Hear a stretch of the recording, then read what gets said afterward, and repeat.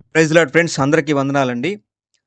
నంగనాచి, నికాసాకి మనం ఈరోజు దరువేస్తా ఉన్నామంట. కౌంటర్ వేస్తా ఉన్నాం. ఎందుకు స్త్రీల పట్ల కూడా మనం ఇలాగ మాట్లాడుతూ వీడియో చేయటం అవసరమా అంటే, ఈమె బైబిల్ మీద ఒక వీడియో చేసిందండి. బోకు వంశావళి అని చెప్పి. ఆదాము, అవ్వలకు పుట్టినటువంటి పిల్లల్ని వాళ్ళకి వాళ్ళే చేసుకున్నారు కదా! అది బోకు వంశావళి అని మాట్లాడింది. దానికి మనం భవిష్య పురాణం నుండి అక్కడ ఆదాము, అవ్వల నుండి నోహు వరకు సేమ్ చరిత్ర బైబిల్‌లో ఉన్నది అక్కడ ఉంటది. అది చూపిస్తే మరి వీళ్ళకి జవాబు చెప్పుకోవడం రాదు గదండీ! వీళ్ళకొచ్చిందల్లా ఒకటే అండి. అది మేము రాయలేదు, మా వోళ్ళు రాయలేదు, బ్రిటిష్ వాడు రాసాడు, లేతే మ్యాక్స్ ముల్లర్ రాసాడు, లేతే దానికి సంస్కృత శ్లోకం గావాలి. సంస్కృత శ్లోకం చూపిస్తే ఎవడో రాసేసాడు ప్రక్షిప్తము అది ఇదని కూస్తారు. వీళ్ళకి జవాబు చెప్పుకోవడం రాదు కదా! ఇదేనే కాదు ఏదైనా అంతే. సరే అయితే మరి ఇక్కడ భవిష్య పురాణం నుండి అడిగితే ఓకే. అది ప్రక్షిప్తం అన్నారు. మరి అదే వీడియోలో నేను వ్యాసుడు జననం గురించి మాట్లాడాను. కర్ణుడి జననం గురించి మాట్లాడాను. భరద్వాజుడు జననం గురించి మాట్లాడాను. మరి భోకు వంశావళి ఎవరిది? అంటే వీళ్ళు సక్రమంగా పుట్టారా? సక్రమంగా పుట్టారా అని నేను ప్రశ్నించాననమాట. అప్పుడు దానికి జవాబు చెప్పకుండా అంటే వీళ్ళకి బైబిల్ మీద తప్ప వీళ్ళ గ్రంథాల్లో ఉన్న వాటికి జవాబు చెప్పుకునే స్టామినా లేదనమాట. ఆ! సరే. అది అలా పక్కన పెట్టేసి ఇక నన్ను టిష్యూ కుమార్ అని చెప్తూ, టిష్యూ పేపర్‌తో ఏదో తుడిచిపెట్టి పడేసిన డస్ట్‌బిన్‌లో పడేసినట్టు చూపిస్తూ, ఎగతాళి చేసుకుంటూ, హేళన చేసుకుంటూ మాట్లాడిందండి. కాబట్టి దానికి చక్కని కౌంటర్ ఈరోజు వేస్తాను. చూడండి చక్కని ఎంటర్‌టైన్‌మెంట్ అవ్వండి ఈరోజు.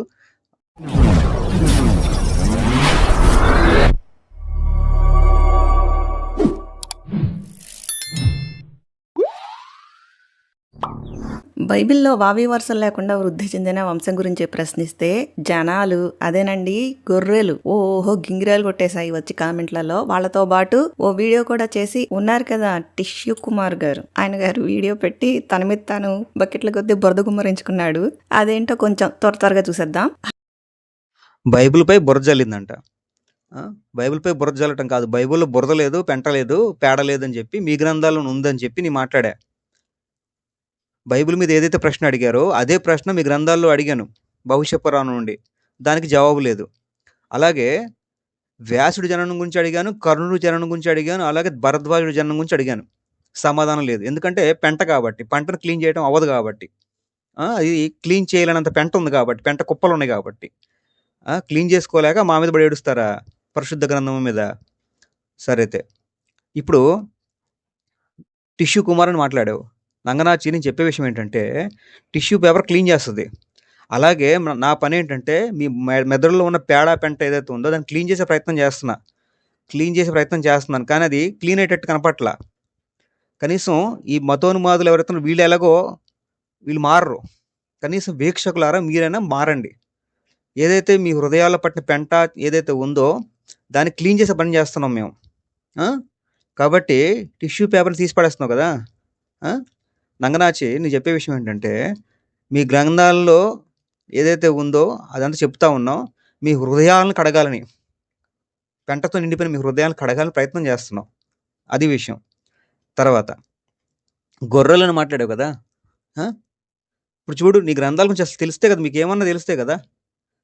స్క్రీన్ మీద పెడుతున్నా చూడండి. వ్యాస భాగవతం అధ్యాయం 18 ఒకటో స్కందము 43వ శ్లోకం. ఇక్కడ గనక గమనిస్తే అక్కడ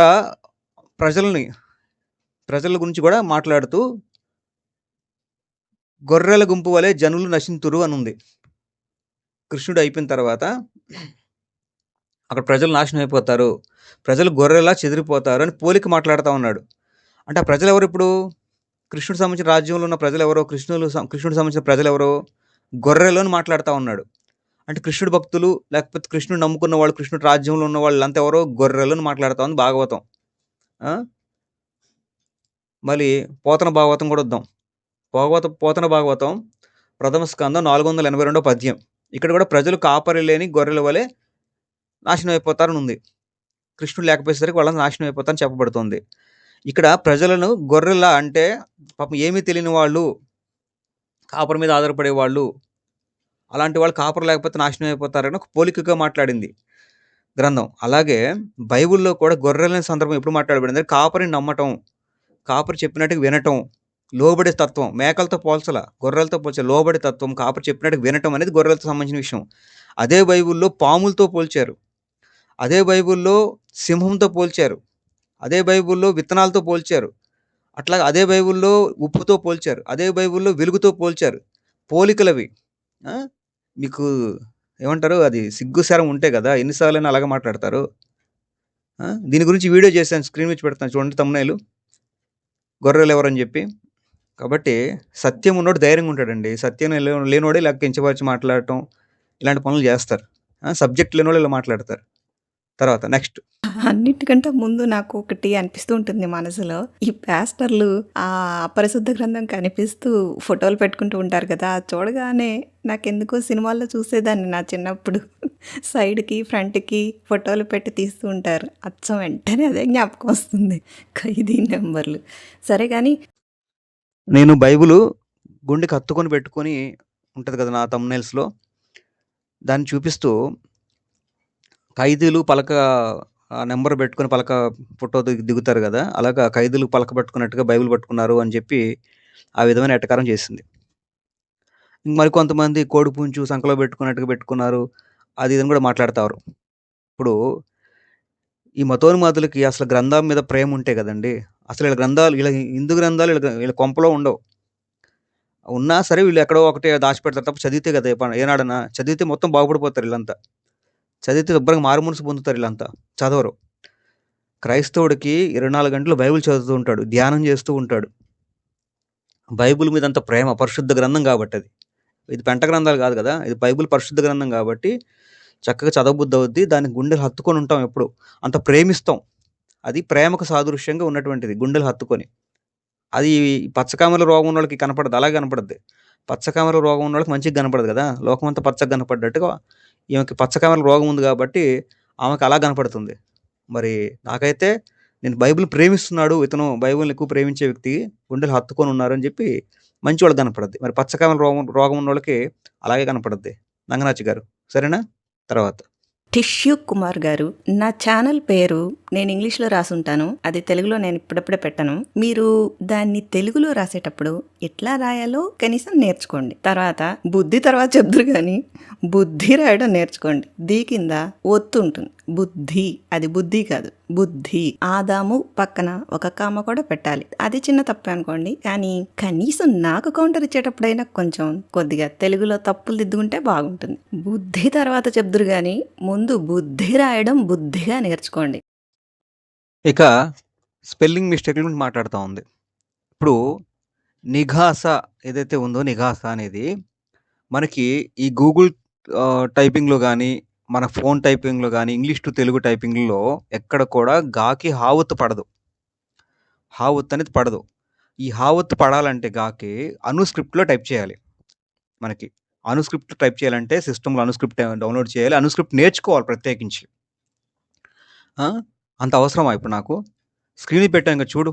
ముందు రాసుకోవడం నేర్చుకున్నావు కదా! ఇదిగో అదే స్క్రీన్ మీద పెట్టాను. హావొత్తు ఉంటది. కాదంట్లా. ఇప్పుడు నిగాస అని చెప్పి చదివితే నిఘాస అని ఖచ్చితంగా నిఘాస అని రావాలి. నీకు నిఘాస అని రాకూడదనమాట. అంటే నేననేది వీడియోలో కంటెంటు, సబ్జెక్టు ముందు హిందూ గ్రంథాల గురించి సబ్జెక్టు మన ఛానెల్స్ ఏంటి బైబిల్ ట్రూత్స్ లేకపోతే హిందూ గ్రంథాల గురించి మాట్లాడతాం. అండ్ మీ గ్రంథాల మీద నేను వ్యాసుడి గురించి వీటి గురించి మాట్లాడాను. సబ్జెక్ట్ కన్నా ముందు ఈ ఒత్తులు, పొల్లులు, కామాలు అంటే వీటి మీద దృష్టి పెట్టుకొని నేనేమన్నా టైపింగ్ ఇన్‌స్టిట్యూట్ ఏమైనా నడుపుతున్నానా? నేనేమన్నా లేతే ఏదన్నా పత్రికకి ఎడిటరన్నా నేనేమన్నా? లేతే ఎడిటింగ్ ఏమైనా చేస్తున్నానా? పత్రికలకి ఎడిటింగ్ అలాంటి టైపింగ్ ఇన్‌స్టిట్యూట్‌లు అన్ని నడుపుతున్నానా నేనేమన్నా? నా ఛానెలు మీలాంటి వాళ్ళకి బుద్ధి చెప్పటం. మీలాంటి వాళ్ళకి గడ్డి పెట్టటం. ఆ! స్పెల్లింగ్ మిస్టేక్‌లు, టాపింగ్ మిస్టేక్‌లు అంటే వీటి మీద అంటే అంటే వీళ్ళ కంటెంట్ మీద దృష్టి ఉంటే కదండీ! వీళ్ళ కంటెంట్ మీద దృష్టి పెడితే వీళ్ళు మారుమనసు పొందుతారు గదా! వీళ్ళకి కంటెంట్ గురించి దృష్టి పెట్టారనుకో హిందూ గ్రంథాల గురించి జవాబు చెప్పాలి గదా! అంటే అవతలోడిని ఏదో రకంగా హిందూ గ్రంథాలు నన్ను మీ స్పెల్లింగ్ మిస్టేక్ తప్పు పెట్టానన్నావు. దానివల్ల వచ్చింది పోయింది ఏమైనా ఉందా? ఏమన్నా ఉంటదా అంటున్నా. ఆ! సరే నన్ను నవ్వుల పాలు చేశాననుకుంటున్నావు. ఇప్పుడు నీ గ్రంథాలు నవ్వుల పాలైపోయినాయే, నీ దేవుడు నవ్వుల పాలైపోయాడని ఆ యొక్క సిగ్గు శరం లేదు గానీ, నన్ను నవ్వుల పాలు చేస్తే ఏమొస్తది? నీ గ్రంథాలు నవ్వుల పాలైపోతుంది అది జూసుకో ముందు. బైబిల్ జోలికొస్తే మీ గ్రంథాలు, మీ దేవుళ్ళు నవ్వుల పాలవుతారు. అది జూసుకోండి ముందు. స్పెల్లింగ్ మిస్టేకులతోటో టిష్యూ కుమార్ అనో ఏదో ఎగటాలు చేస్తే ఏమొస్తుంది? మీకు సునకానందం తప్ప. ఆ? అదే ముఖ్యము. ఏది ముఖ్యం అది పట్టుకోండి ముందు. పనికిమాలిన విషయాలన్నీ పట్టుకొని సునకానందం పొందుతున్నారు. అంతేలే, మీ గ్రంథాల్లో సబ్జెక్ట్ లేక జవాబు చెప్పుకోలేక ఇలాగ ఆనందపడుతున్నారు. కానివ్వండి. స్క్రీన్ పెట్టా చూడు, నిఘాసాన్ని పెట్టా, తృప్తి పడు. అది నాకు ఇంపార్టెంట్ కాదు. ఇప్పుడు నీకోసం నేను అనుస్క్రిప్ట్ నేర్చుకొని నా కంప్యూటర్లో అనుస్క్రిప్ట్ పెట్టుకొని కష్టపడి టైప్ చేసి డిటిపి చేసి అన్ని పెట్టి అంత అవసరం లేదు నాకు. నాకు సబ్జెక్ట్ కావాలి. బైబిల్ అయినా సరే హిందూ గ్రంథం సబ్జెక్ట్ కావాలి. అది సంగతి. వ్యాస భగవానుల వారి జన్మమేమిటో, కర్ణుడు ఎలా జన్మించాడో, వాటి పూర్వాపరాలేమిటో మాకు తెలుసు. నీ దగ్గర నేర్చుకోకర్లా. ముందు అడిగిన లెక్కలు తేల్చో. వ్యాస భగవానుల వారి జన్మమేమిటో, కర్ణుడు ఎలా జన్మించాడో, వాటి పూర్వాపరాలేమిటో మాకు తెలుసు. నీ దగ్గర నేర్చుకోకర్లా. ముందు అడిగిన లెక్కలు తేల్చో. వ్యాసుడు గురించి కర్ణుడి గురించి తెలుసు అంట ఆమెకి. దానికి జవాబు చెప్పదంట. బైబిల్ మీద అయితే అడుగుద్దంట. ఎట కనపడుతుంది ఈ కంటికి? వ్యాసుడు ఎలా పుట్టాడు? పరాశర మహర్షి సత్యవతిని రేప్ చేస్తే పుట్టాడు వ్యాసుడు. క్లియర్గా ఉంటుంది గ్రంథంలో. సత్యవతి చెప్తుంది భీష్ముడితోటి, నన్ను బలవంతం చేశాడని చెప్పి. బలవంతం చేస్తే పరాశరుడు సత్యవతిని, అప్పుడు పుట్టాడు వ్యాసుడు. మళ్ళీ వ్యాసుడు పుట్టంగానే వెళ్ళిపోయాడు. పరాశర మహర్షి వదిలేసి వెళ్ళిపోయాడు. సత్యవతి తర్వాత చెప్తుంది ఈ విషయం భీష్ముడికి. చెప్పవా మాట? మాకు తెలుసు అని చెప్పి తప్పుకోవడం కాదు. దీన్ని నంగనాచి అని ఎందుకన్నాను తెలుసు? ఇప్పుడు అర్థమైందా మీకు వీక్షకులారా? నంగనాచి అని ఎందుకన్నానంటే ఇలాంటి కన్నింగ్ నేచర్ అనమాట. ఇలాంటి వాళ్ళు నమ్మకూడదు. కరుణుడు ఎలా పుట్టాడు? సూర్యుడిని తలుచుకోగానే సూర్యుడు వచ్చేసి నీ కడుపు ప్రెగ్నెన్సీ ఇచ్చేస్తా అంటాడు. బాబో నీకు దండం, నేనేదో మంత్రం టెస్ట్ చేద్దాం కోసం పిలిచాను, అంతేగాని కడుపు చేయబాక అంటది కుంతి. దండం పెడతానంటే కుదరదని చెప్పి నన్ను నవ్వులపాలు చేయకు, నవ్వుతారు, నన్ను ఇట్లా వెళ్ళిపోయి ఏం చేయకుండా వచ్చేస్తే నవ్వుతారు అని చెప్పేసి కడుపు చేసి వెళ్ళిపోతాడు.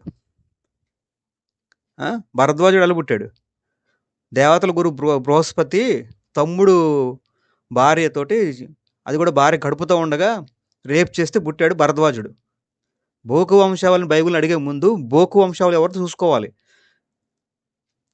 ముందు గురుగింజ కింద నలుపు చూసుకోవాలి. ఎదుటి వారికి వేలు చూపించడం 4 వేలు చూపిస్తారని చూసుకోవాలి. పరిశుద్ధ గ్రంథానికి సత్తా ఉంది ఆన్సర్ చెప్పుకోవడానికి. నేను చెప్పాను బైబిల్లో భవిష్య పురాణంలో ఉన్న బైబిల్లో ఉన్నది భవిష్య పురాణంలో ఉందని చెప్పా. సరే, దాని గురించి నెక్స్ట్ చూద్దామండి. ముందు నాకు తెలుసులో అనబాక, నేర్చుకో. చెప్పండి ముందు. బైబిల్ ప్రశ్నించడం కాదు, జవాబు చెప్పడం కూడా నేర్చుకోండి. బైబిల్ ప్రశ్నించే కొద్దీ సత్యం ప్రజలకు వెళ్తుంది, మొత్తం వెళ్తుంది. వాళ్ళు తెలుసుకుంటారు. జవాబు చెప్పిన వాడు గొప్పవాడు ఎప్పుడైనా సరే, ప్రశ్నించినవాడు గొప్పవాడు కాదు.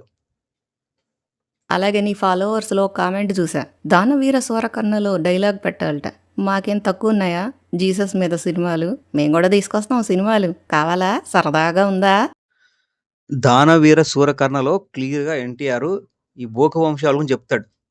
కొలము అని ఏడుస్తావు కదా, ఎవడికి పుట్టాడు అని అడుగుతాడు ఎన్టీఆర్. దానవీర కర్ణ సినిమాలో ఎన్టీఆర్. ఇప్పుడు ఆ డైలాగ్ పెట్టాల్సింది కదా అన్న అని మన వాళ్ళు అడిగారు. నేను పెట్టదని చూశాను యాక్చువల్లీ. 2-3 సార్లు పెడితే కాపరేట్ క్లెయిమ్ వచ్చేస్తుంది దానికి. ఫ్యూచర్లో ప్రాబ్లం ఎందుకులేని మనం తీసేసి మా వాళ్ళకి చెప్పేసాం. ఇప్పుడు ఆ సినిమా, మా సినిమాల్లో క్లిప్పింగ్ తీసుకుంటున్నారు, మరి జీసస్ గురించి సినిమాలు ఉన్నాయి కదా అంటారు. మీ సినిమాలో క్లిప్పింగ్ అయినా, మా సినిమాలో క్లిప్పింగ్ అయినా, సరే యేసుక్రీస్తు గురించినటువంటి సినిమాలో క్లిప్పింగ్ అయినా, హిందూ గ్రంథాల గురించి సంబంధించిన క్లిప్పింగ్ అయినా గ్రంథ ఆధారంగానే పెట్టాలి. ఎప్పుడైనా సరే గ్రంథ ప్రమాణాలను బేస్ చేసుకుని పెట్టాలి. మీ గ్రంథంలో ఉన్నదే చెప్పాడు, మీ గ్రంథంలో ఉన్నదే ఎన్టీఆర్ చెప్పాడు.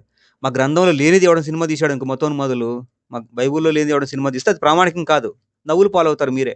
అంటే గ్రంథములో చూపించలేక, బైబుల్లో ఉన్నది చూపించి గెలవలేక బైబిల్లో లేనిది చూపిస్తున్నారు, అంటే బైబిల్ ఏమి చూపించలేకపోతున్నారని నవ్వుకుంటాం మేము అంతే. కానీ హిందూ గ్రంథాలు ఉన్నదే చూపిస్తారు. దానవీర సూరకర్ణలో ఏదైతే చెప్పే డైలాగ్ ఏదైతే అది హిందూ గ్రంథాలు ఉన్నదే.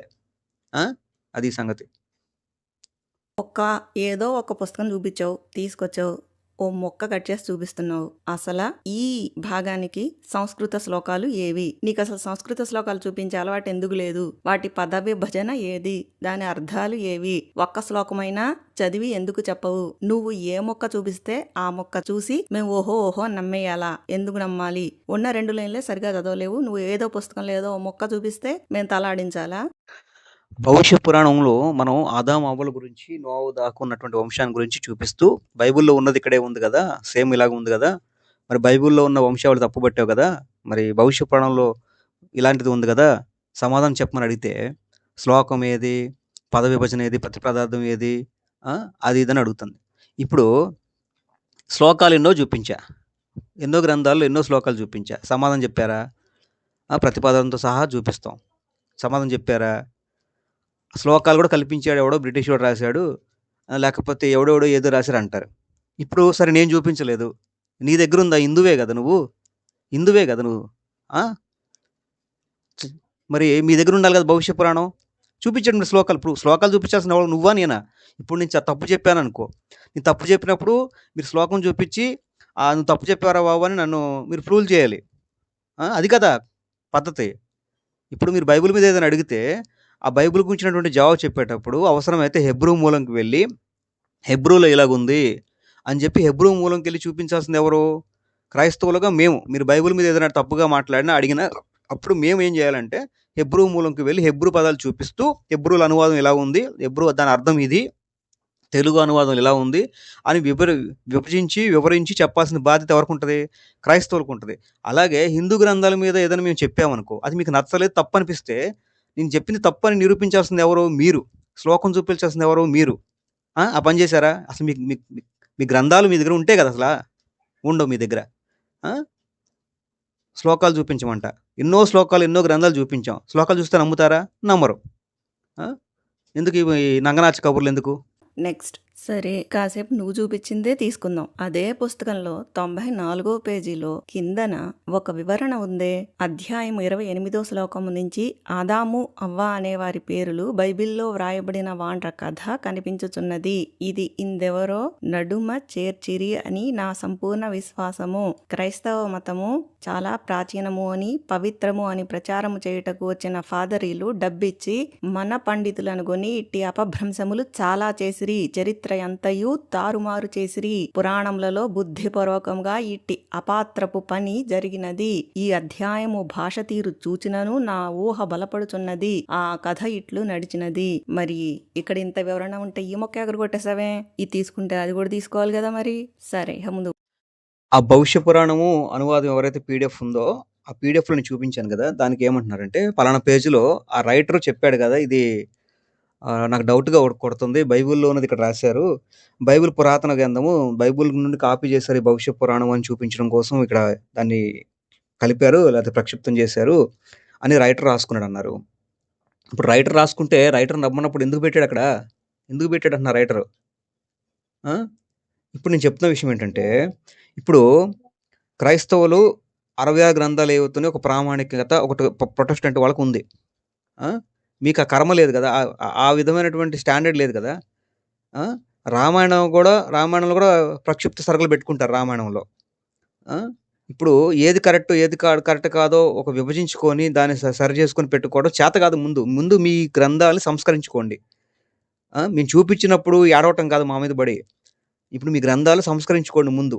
ఇప్పుడు ఎవరైతే ప్రొటెస్టెంట్లు ఎవరైతే ఉన్నారో కొన్ని అపోక్రిఫా గ్రంథాలు ఏవైతే ఉన్నాయో వాటిని అవి ప్రామాణికం కాదు అని తీసి పడేసేసి ఆర్థోడాక్స్ బైబుల్‌లో, క్యాథలిక్ బైబుల్‌లో ఏవైతే ఉన్నాయో వాటిలో కొన్ని గ్రంథాలు బైబుల్‌లో 66 గ్రంథాల కన్నా ఎక్కువ గ్రంథాలు వాళ్ళ దగ్గర ఉంటాయి. అవి అపోక్రిఫా గ్రంథాలు చారిత్రకంగా సరిపోవు.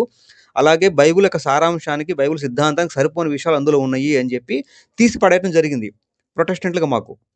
అంతే తప్ప ఒక ప్రామాణికత పాటించాలి. ఇప్పుడు హిందుత్వ సాహిత్యం ఏదైతే హిందూ ధర్మం సంబంధించినటువంటి అంశాలు ఏవైతే ఉన్నాయో వాటికి విరుద్ధంగా ఉన్నప్పుడు వాటిని తీసి పడేసి ఒక ప్రామాణికత పాటించాలి. ఆ సీన్ లేదు మీ దగ్గర. ఆ! సరే అయితే. ఇక ఆదాము గురించి ఇక్కడ ఉండకూడదు గదా! అంటున్నారు. మీ హిందూ గ్రంథాల్లో లక్షల ఏళ్ళు, లక్షల సంవత్సరాలు అంటున్నారు గదా! కానీ ఈ మధ్య కాలంలో ఉన్నటువంటి ఊరు పేర్లు, ఈ మధ్య కాలంలో ఉన్నటువంటి సంబంధించిన విషయాలు అనేక విషయాలు మీ గ్రంథాల్లో ఉన్నాయి. అది ఏకేడబ్ల్యూసీ అనిల్ కుమార్ గారు చక్కగా వివరిస్తున్నారు. ఈ గ్రంథాలు ఈ మధ్య రాయబడ్డాయి తప్ప అంతకుముందు రాయబడ్డాయి కాదు అని. వాటికి సమాధానం చెప్పే సీన్ లేదు మీకు. అట్లా మీరు చింపుకుంటూ పోతే, తీసి పడేసుకుంటూ పోతే, ఆ! ఇది ఇది ఇది మాకు తప్పుగా అనిపిస్తుంది. ఇది మన గ్రంథాలు ఈ మధ్య రాయబడ్డ గ్రంథాల్లాగా అనిపిస్తున్నాయి అని చెప్పుకుంటూ పోతే, మీ గ్రంథాలు సగం గ్రంథాలు చింపవతల పడేసుకోవాలి నా ఉద్దేశంలో, నా అభిప్రాయం. ఆ! కాదు కూడదంటారా రండి. చర్చకి రండి. అనిల్ కుమార్ గారితో చర్చకి రండి. మీ గ్రంథాలు ఎప్పుడు రాయబడ్డాయో, ఎప్పుడు రాయబడ్డాయో తెలిసిపోతది. ఆ! కాబట్టి ఉన్నాయి. డౌట్ వస్తే ఆడు ఎందుకు అనువాదం చేశాడు అక్కడ, ఎందుకు అనువాదం చేశాడంట. కాబట్టి ముందు పండితులంతా కూర్చొని మీ గ్రంథాలు సంస్కరించుకోండి. ముందు మీ ఇల్లు ఊడ్చుకోండి శుభ్రంగా. పక్క ఇల్లు ఊడ్చురు కానీ ముందు ముందు ముందు మీ ఇల్లు మీరు ఊడ్చుకోండి. సరేనా? సరే, నేను ఒరిజినల్ సంస్కృత శ్లోకాలకి, మూల కథకి, మూల పుస్తకాలకి వెళ్లకుండా నువ్వు చూపించిన ఆ 3 లైన్లలోనే నీకు తెలుగులో ఉన్న ఆ 3 లైన్లు అర్థం కాలేదని చూపిస్తా చూడు. అసలు గ్రంథం, భవిష్య పురాణం సంబంధించిన అసలు గ్రంథం నీ దగ్గర లేదు. ముందు మీ గ్రంథాల దగ్గర మీకు మా దగ్గర లారెడు గ్రంథాలు ఉన్నాయి, లారెడు పుస్తకాలు మా హిందుత్వానికి ఉందని చెప్పుకోవడం కాదు. అవి కొనుక్కొని ఒక దగ్గర పెట్టుకోవడం నేర్చుకోండి. కనీసం వాటిని సంపాదించడం నేర్చుకోండి. మీ దగ్గర లేకపోయినా ఎక్కడొక్కడ చూసైనా సరే నేను చెప్పింది కరెక్టా కాదా అని ఒక పరిశీలన చేయడం నేర్చుకోండి. ఎవడో చెప్పింది రాంగ్ అని అంటం కాదు. నిజంగా చెప్పింది రైటా రాంగా, అసలు గ్రంథాలు ఏంటని దగ్గర పెట్టుకొని, లేకపోతే మీ పండితుల దగ్గర పెట్టుకొని, లేకపోతే మీ పండితులను అడిగి కనుక్కోనైనా సరే అప్పుడు వీడియో పెట్టు. నీ దగ్గర ఉండదు, మీ వాళ్ళ దగ్గర ఉండదు, ఏది పడుతుంది మాట్లాడేస్తారు. నేను చూపించింది అంత రాంగ్ అంట మాత్రం ఒకటి వచ్చు. మ్లేచ్ఛ జాతి ఆదాము హవ్యవతి అనే ఇద్దరి వల్ల వృద్ధి చెందుతుంది అని చెప్పడము అంటే అది ఒక అనాగరిక పాపపు నీచ వంశము, అది వీరి ద్వారా వృద్ధి చెందుతుంది అని. అప్పటికే భూమి మీద అనేక వంశాలు వృద్ధి చెంది ఉన్నాయి. ఇప్పుడు నువ్వు చూపించిన ఆ 2 లైన్ల ముక్క దగ్గరికి రా. ఆదాము నామము గల పురుషుడు హవ్యవతి అను స్త్రీ ద్వారా మ్లేచ్ఛ వంశాలను వృద్ధి చేయగలను అన్నాడు విష్ణువు. ఇక్కడ వాళ్ళిద్దరి ద్వారా వంశం వృద్ధి చెందుతుంది అని చెప్పారు గాని కేవలము వారికి పుట్టే పిల్లల నుంచే, అంటే అన్న చెల్లెళ్ళ నుంచి గాని, తండ్రి కూతుళ్ళ నుంచి గాని, తల్లి కొడుకుల నుంచి మాత్రమే, మీ ఇద్దరి నుంచే మీకు పుట్టిన పిల్లలు ఒకరినొకరుతో వావి వరుసలు లేకుండా కలవడం వల్ల మాత్రమే వంశం వృద్ధి చెందుతుంది అని అక్కడ విష్ణువు చెప్పాడా? నీకు తెలుగు రాదా? తెలుగు చదవడం రాదా? అర్థం కాదా? లేకపోతే పచ్చకామెర్ల వాడికి అవునులే అదే కరెక్ట్, పచ్చకామెర్ల వాడికి లోకం అంతా పచ్చగా కనిపించినట్టు ఏది చూసినా నీకు అదే కనిపిస్తుందా? ఇంకా క్లియర్ గా చెప్పాలంటే ఆదాము హవ్యవతికి ఇక్కడ మగపిల్లలు ఆడపిల్లలు పుట్టారనే అనుకుందాం. ఆదాముకి హవ్యవతికి పుట్టిన మగపిల్లవాడు అప్పటికే భూమి మీద విస్తరించి ఉన్న వేరొక వంశానికి చెందిన అమ్మాయితో వివాహం చేసుకుని ఆమెని వీరి వంశానికి తెచ్చుకుని ఆమె ద్వారా, దాన్ని క్షేత్రము అంటారు, ఆ క్షేత్రం ద్వారా ఆదాము కొడుకు అతని బీజం నిక్షిప్తం చేసి వృద్ధి చేసిన వంశం కూడా ఆదాము అవ్వాల వంశమే అవుతుంది. ఇక్కడ విష్ణువు కేవలం మీలో మీరు, మీ ఇద్దరే మీరు, మీకు పుట్టిన పిల్లలే మీరు, మీ పిల్లలు మీ తల్లి కలిసి అని చెప్పలేదు. మీ ద్వారా ఆ మ్లేచ్ఛ వంశం వృద్ధి చెందుతుంది అన్నాడు. ఇక విషయానికి వస్తే ఆదాము అవ్వలో ఎవరైతే భవిష్య పురాణంలో ఉన్నారో వాళ్ళకు పుట్టిన పిల్లలంట వేరే జాతి వాళ్ళ పిల్లల్ని చేసుకున్నారంట. వీళ్ళ జాతిలో ఉన్న వాళ్ళని చేసుకోకుండా వేరే జాతి వాళ్ళ ఉన్న పిల్లల్ని చేసుకున్నారంట. ఎక్కడుంది నంగనాచి? ఎక్కడుంది గ్రంథంలో అలాగా? ఆదాము అవ్వలు ఏదైతే మ్లేచ్ఛ వంశం ఏదైతే వచ్చిందో, ఆదాము అవ్వలకు పుట్టినటువంటి పిల్లలు, ఆ మ్లేచ్ఛలు ఎవరైతే ఉన్నారో వీళ్ళు వేరే జాతి వాళ్ళని చేసుకున్నారు. గ్రంథంలో ఎక్కడుంది?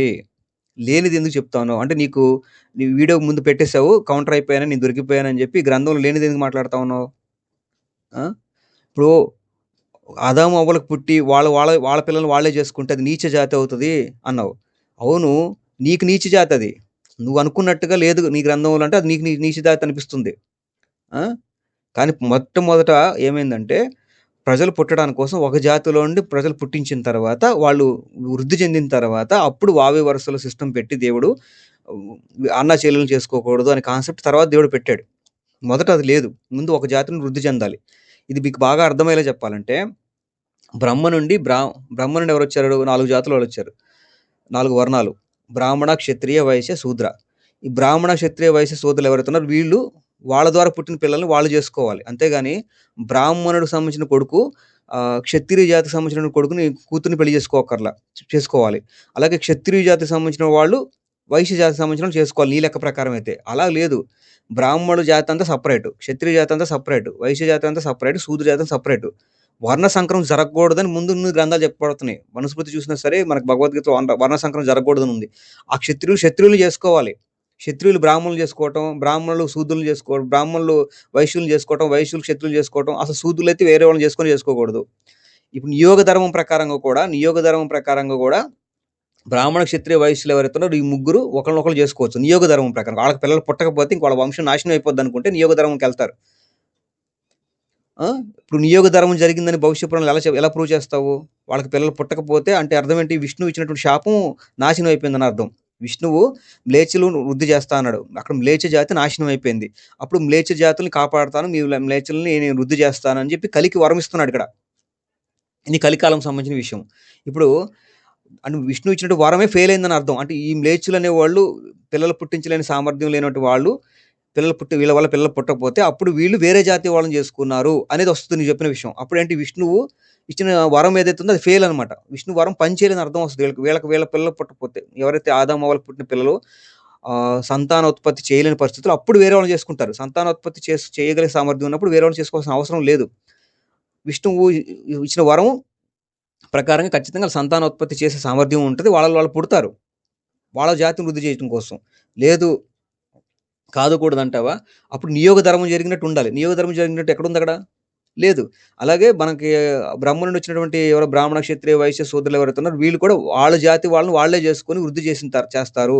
అలాగే ఇప్పుడు మనకి ఇప్పుడు భగవద్గీత చూస్తే గనక ఈ నాశనం అయిపోతే గనక మళ్ళీ వాళ్ళ వర్ణ సంకరం అవుతది. ఒక వర్ణం వాళ్ళు మగవాళ్ళంతా చచ్చిపోయారు. ఒక వర్ణంలో ఉన్న మగవాళ్ళంతా చచ్చిపోతే ఇప్పుడు భగవద్గీత యుద్ధంలో ఒక వర్ణం వాళ్ళంతా చచ్చిపోతే అప్పుడు వీళ్ళు ఏం చేయాల్సి వస్తది? వేరే జాతి వాళ్ళని వేరే వర్ణం వాళ్ళు చేసుకోవాల్సి వస్తది. అప్పుడు వర్ణ సంకరం జరుగుతది అని ఒక బాధపడతాడు అక్కడ కాన్సెప్ట్‌లో. నియోగ ధర్మంకి వెళ్ళిపోవాల్సి వస్తదనమాట. వర్ణ సంకరం జరగకూడదు ఎట్టి పరిస్థితుల్లో హిందూ గ్రంథం ప్రకారంగా. అలాంటప్పుడు భవిష్య పురాణాలు ఆదాము అవ్వలకు పుట్టినటువంటి వాళ్ళు వేరే జాతి వాళ్ళు చేసుకున్నారు ఎలా మాట్లాడతావు? గ్రంథంలో లేనిది ఎలా మాట్లాడతావు నంగనాచి? అంటే నువ్వు చెప్పింది మేము వినాలా? అంట. మేము చెప్పింది వినవా? ఇక్కడ క్లియర్‌గా ఉంది. ఏముంది భవిష్య పురాణంలో స్క్రీన్ పెడతా చూడండి. ఏముంది? ఆదాము, అవ్వ అను స్త్రీ ద్వారా మ్లేచ్ఛ వంశాలను వృద్ధి చేయగలను. వాళ్ళ ద్వారా మ్లేచ్ఛ వంశం పుడుతుంది. వాళ్ళ ద్వారా వంశం వస్తుంది. తర్వాత చూడండి. ఆమె చేత మోసపూరితంగా తినిపించాడు. దేవుని ఆజ్ఞ భంగమైంది. దీనివల్ల ఆదాము, అవ్వలకు అనేక సంతతి పుట్టారు. ఆదాము, అవ్వలకి పుట్టారు అని ఉంది. లేదు వీళ్ళకి పుట్టినటువంటి పిల్లలు వేరే జాతి వాళ్ళని చేసుకున్నారని చెప్తున్నావు కదా! నీ వాదన ప్రకారంగా ఆధారం చూపించు. ఆధారం చూపించి మాట్లాడు. చూపించకుండా ఎందుకు మాట్లాడుతా ఉన్నావు? ఈరోజు నువ్వు దొరికిపోయావని నవ్వుల పాలైపోతానని అనవసరంగా దొరికిపోయానని నోరుజారని చెప్పి నువ్వు కల్పిస్తావా? వేరే వాళ్ళని చేసుకున్నారని చెప్పి. అసలు వేరే వాళ్ళని చేసుకోవడం అనేది లేనే లేదు అప్పుడు. అప్పుడు మనకు బ్రాహ్మణ, క్షత్రియ, వైశ్యులు ఎవరైతే ఉన్నారో వాళ్ళు కూడా ఒకళ్ళనొకళ్ళు చేసుకునే పరిస్థితి వస్తదనమాట అప్పుడది. వర్ణ సంకరం జరగకూడదు హిందూ ప్రకారంగా. ఎందుకు కల్లబుల్లి కబుర్లు చెప్తావు నంగనాచి? అది. ఇదండి సంగతి. హిందూ గ్రంథాల మీద జవాబు చెప్పలేక అక్కడ లేనిది మాట్లాడుతూ ఉన్నది కూడా కల్పించారని శ్లోకం చూపించమని హిందూ గ్రంథాల మీద భరద్వాజుడు గురించి, కర్ణుడు జన్మం గురించి, వ్యాసుడి జన్మం గురించి అడిగితే జవాబు చెప్పలేక ఇలాగా ఏకశాఖాలు చేసుకుంటూ కామెడీ చేసి కామెడీ షో చేస్తూ ఉన్నారు. నవ్వుకుంటాను. వీళ్ళకు జవాబు చెప్పుకోవడం చేత కాలేదని నవ్వుకుంటా ఉంటాను నేను. కాబట్టి సత్యం తెలుసుకోండి. పరిశుద్ధ గ్రంథం గొప్పది. కాబట్టి అది విషయం మిత్రులారా. నచ్చితే కనుక లైక్ చేయండి, కామెంట్ చేసి మీకు అభిప్రాయం పంచుకోండి. అందరికీ వందనాలు. Thank you. Praise the lord.